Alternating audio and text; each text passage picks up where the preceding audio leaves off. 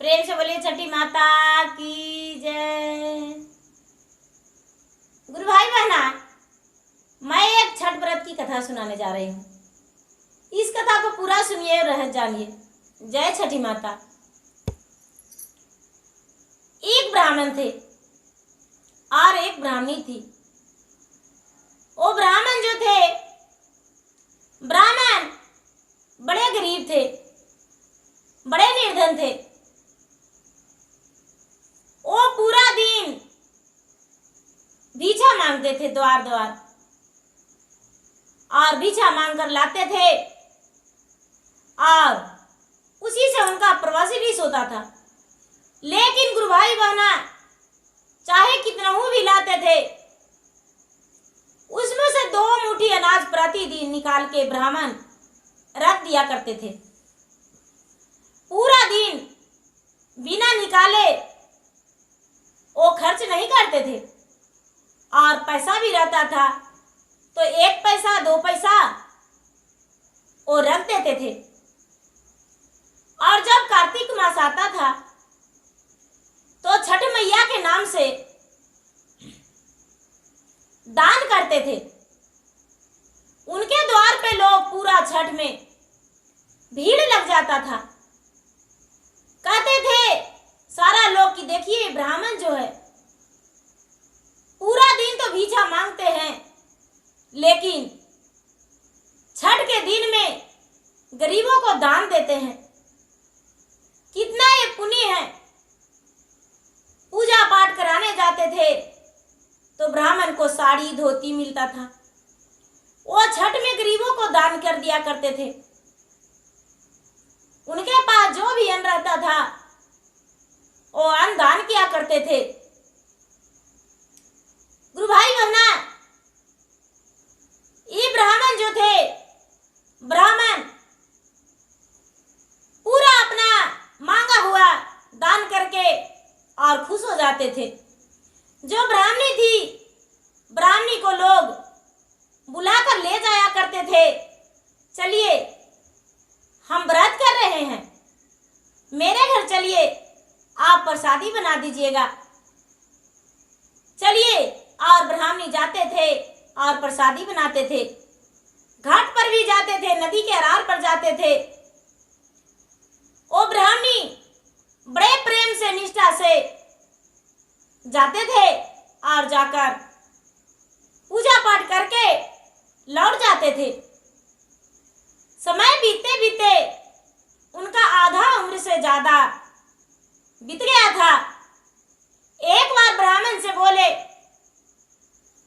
देखिए हम तो सिर्फ दान करते हैं, आप मांग कर लाते हैं, हम घाट पे जाते हैं,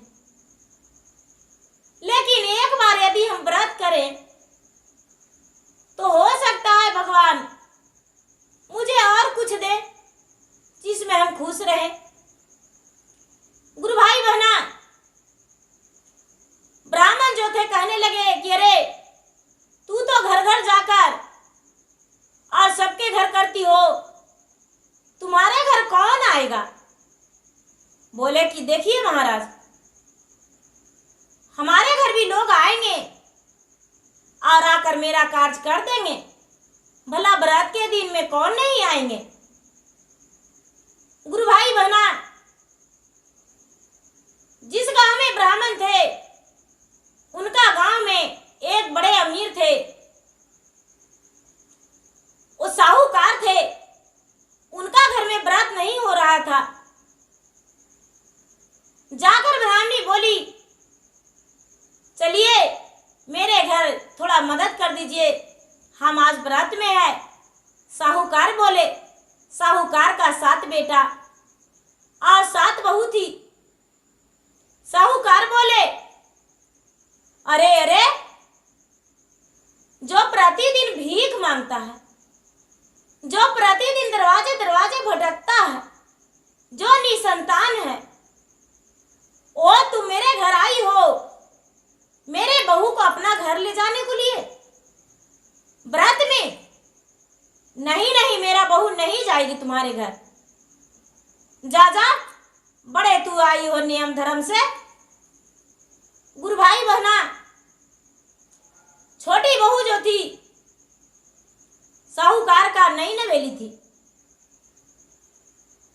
उसका कुछ ही दिन बीता था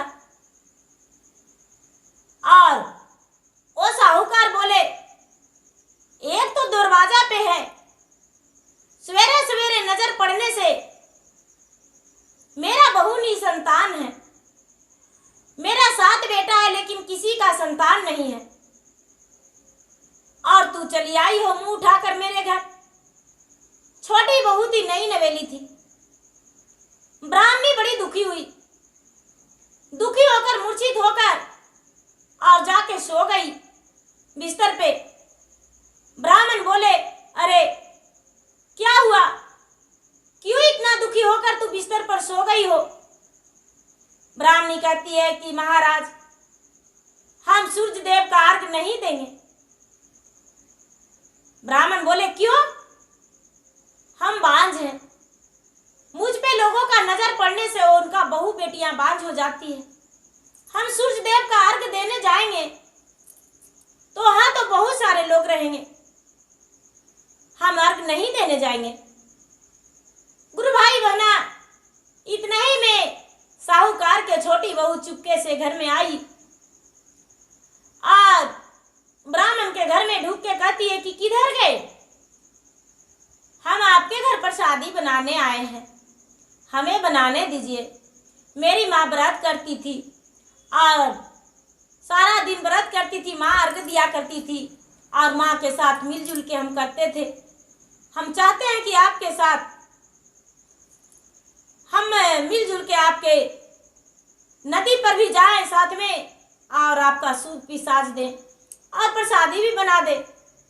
ब्राह्मणी बड़े प्रसन्न होकर कहती है, ठीक है बेटिया, कर दो। ब्राह्मण के कहने पर ब्राह्मणी उठकर और जाकर प्रसादी बनाई।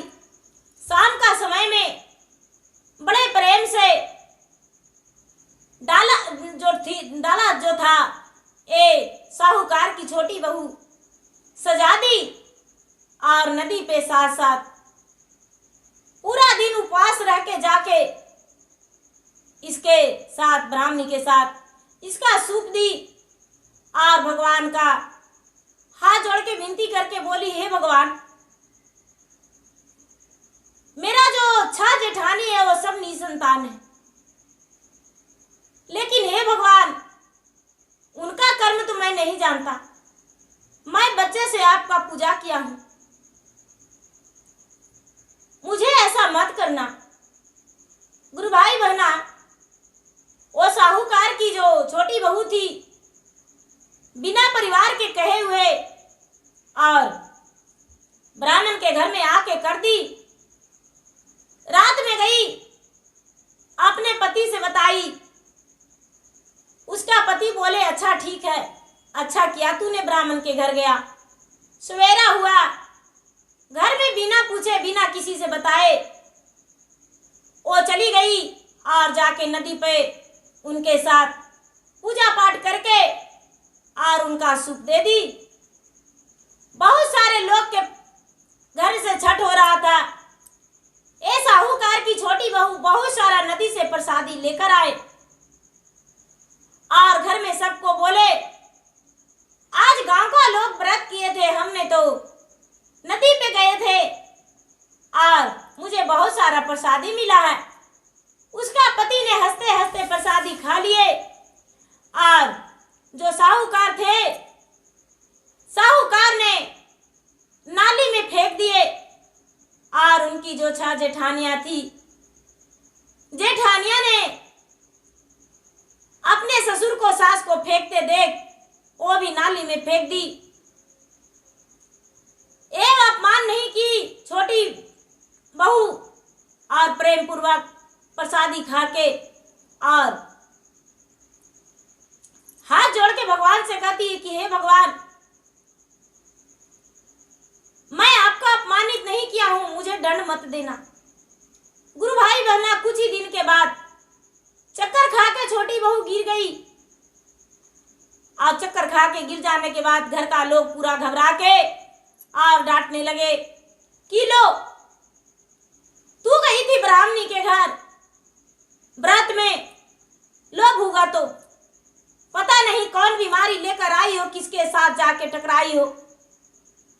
गुरु भाई बहना, उसके पति उसके सास ससुर डॉक्टर के पास ले गए और डॉक्टर अंदर से निकले तो डॉक्टर हंसते हंसते कहते हैं साहूकार का बधाई हो। साहूकार बोले क्या बधाई है, मेरा जो बहू बेहोश हो गई, चक्कर खा के गिर गई, वही बधाई है। बोले नहीं, आपका ये बधाई है कि आपका 7 बेटा है और 7 बहू है, लेकिन 6 बहू का कोई संतान नहीं और छोटी बहू मां बनने वाली है। गुरु भाई बहना, ये बात सुनकर बड़े खुश हो गए साहूकार और अपना आग की पलकों पे बैठा के रखने लगे। घर ले आए बड़े खुशी से और सबको बताए। 6 जेठानियां जलने लगी और जेठानियां जो थी वो सोचने लगी कि अच्छा, इसका तो बच्चा किसी तरह से हम मार देंगे और नहीं तो पूरा राजपाट इसी का हो जाएगा, सारा धन संपत्ति इसी का हो जाएगा, घर में पूरा लाड प्यार इसी को मिलेगा। गुरु भाई बहना, अब क्या करती, कहीं पानी गिरा देती, कहीं पे किसी तरह से इसका सोचती कि इसका बच्चा पेट में ही मर जाए, लेकिन छठ माता इस पे विराजमान थे। छठ माता सूर्य देव इसका पेट का बच्चा का कुछ भी नहीं होने दिए और जब 9वां महीना हुआ, बच्चा जन्म लिया तो पुत्र जन्म लिया और पुत्र जो था बहुत सुंदर और बहुत सुशील। आप जेठानियां है, जेठानियां सोचती है कैसे करके इसका बच्चे को मारूं, इसका बच्चे को यदि मार देंगे तो मुझे संतोष हो जाएगा। गुरु भाई बहना, दूसरा बच्चा के जन्म लेते ही दूसरा महीना नहीं, तीसरा महीना के में छठ का दिन था और वो जो साहूकार की छोटी बहू थी अपने पति से बोली, हम जाएंगे बच्चे को लेकर, अर्घ लोग देंगे ब्राह्मणी के पास, साथ जाएंगे। उसके पति सास ससुर बोले ठीक है, जा सकती हो, जाओ। एक गई तो जेठानी बोली हम भी तुम्हारे साथ जाएंगे। गुरु भाई बहना, जेठानी भी गई और जाकर ये सूप देने लगी ब्राह्मणी को, तो उसका बच्चा को जल में फेंक दी। जल में फेंक दी कि बच्चा मर जाएगा और जल में फेंककर चुपचाप सबके साथ में खड़ी हो गई। जब अर्घ पड़ गया तो छोटी बहू कहती है कि अरे दीदी, मेरा बाबू कहाँ है, मेरा बाबू किधर गया। 6 जेठानिया में किसी में नाम नहीं लिया कि तेरा बच्चा को हम नदी में फेंक दिए हैं। गुरु भाई बहना, उसका पति भी साथ थे लेकिन वो नहीं देखे।